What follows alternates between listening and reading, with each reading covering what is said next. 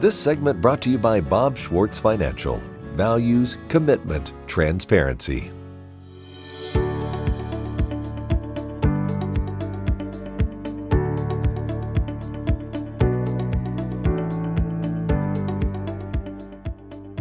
Hi, I'm Kyle Bauer, and today I'm visiting with Jeff Hutton. He is a meteorologist with NOAA Weather in Dodge City, Kansas, has been there for many, many years.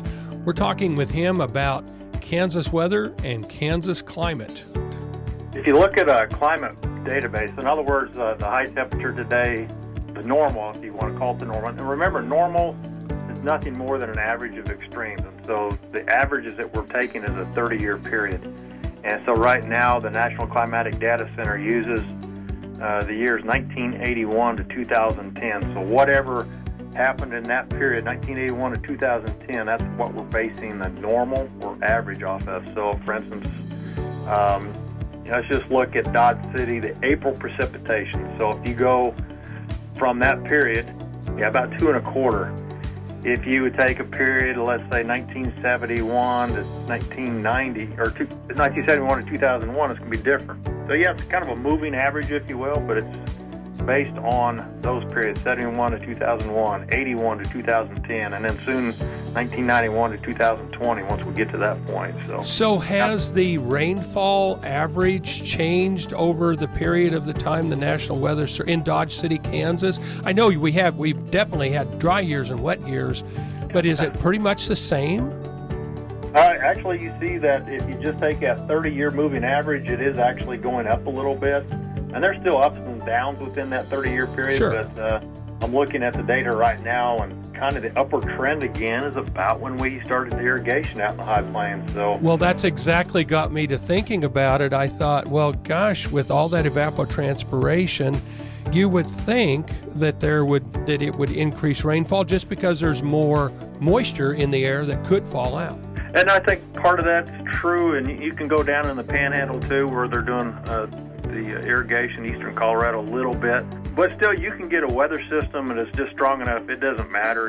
It pushes all that dry air in and shoves the moist air back to the east. And I think we may see a little bit more of that when we come to a stagnant weather pattern during the, let's say, late spring or summer period, where you don't have strong weather systems moving the air around that much. And so we might see, that'd be an interesting thing, I guess, is to check our summer precipitation and see if there's a trend there a little bit. Well, that's one thing here is in north central Kansas, as we get into those dry months, if we have something coming out of Nebraska, we feel like, well, there's probably a fair chance we're going to get some rain.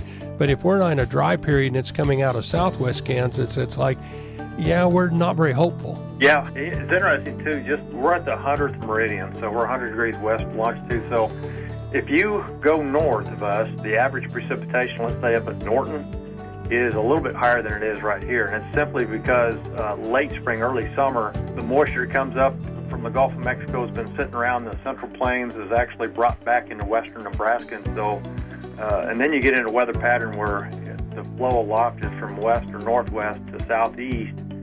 And that's why the stuff that generates in western Nebraska rolls through your area a lot more readily than it does down in southwestern Kansas. So it's interesting. You go north a little bit, and the annual precipitation is a little bit greater. And I've seen that too, just some of the dryland corn, as you go north towards Hill City from Dodge City, you see a little bit more up in that direction. Well, we even see it in Clay County, the difference between southern Clay County and northern Clay County. It just seems like Highway 24 is a dividing line. Of course, it's always the other guy who gets a rain. It's never you, right? Yeah, that's true, yeah. Especially when you need it. Weather and climate variability. Does mankind in the plains help or hurt? I don't know. I mean, what you'd have to have is a control, and an experiment, you always have a control, and so you have to have where you didn't do anything, so you didn't break out the sod, you didn't plant trees, you didn't have irrigation, and then compare that to what we have now. So because we can't do that, there's no way to ever completely say yes or no to that question. So sure, I'm sure we've got on a micro scale maybe a little bit of contribution, and I think this signal here from when irrigation started, I think that's plausible. Is it 100% guaranteed that's what's happening? No, absolutely not. Can we prove it without uncertainty? No, we can't because we don't have that control. But yeah, maybe we're having a little bit of impact there. Good or bad, I can't really say. I'm Bob Schwartz, and I've devoted the last 43 years to helping Kansans reach their retirement goals and to protect the family farm.